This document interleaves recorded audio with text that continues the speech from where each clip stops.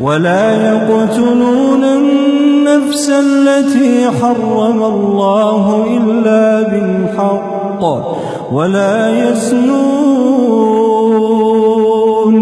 ومن يفعل ذلك يلقى أثاما يضاعف له العذاب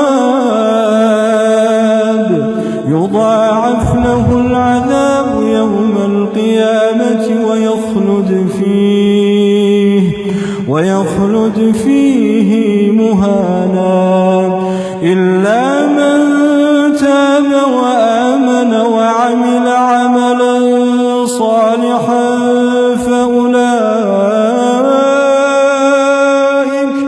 فأولئك يبدل الله سيئاتهم حسنات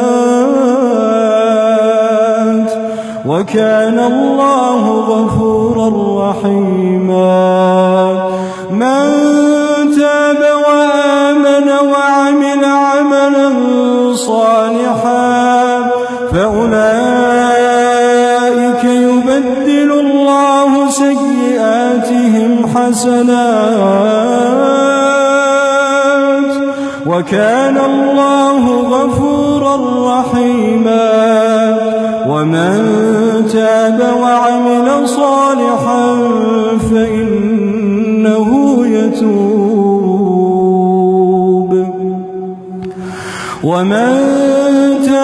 وعمل صالحا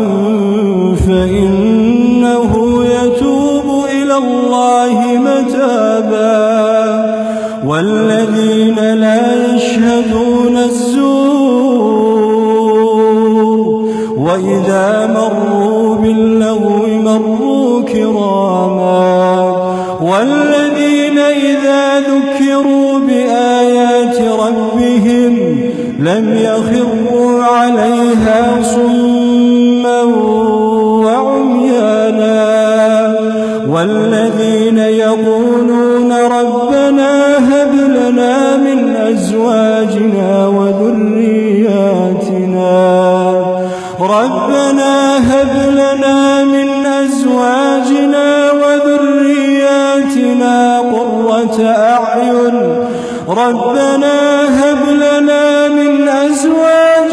وذرياتنا قرة أعين واجعلنا للمتقين إماما أولئك يجزون الغرفة بما صبروا ويلقون فيها تحية وسلاما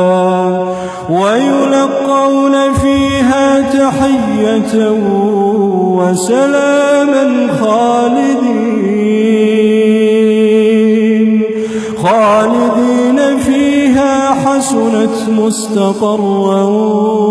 ومقاما قل ما يعبأ بكم ربي لولا دعاؤكم فقد كذبتم فسوف يكون لزاما. الله أكبر.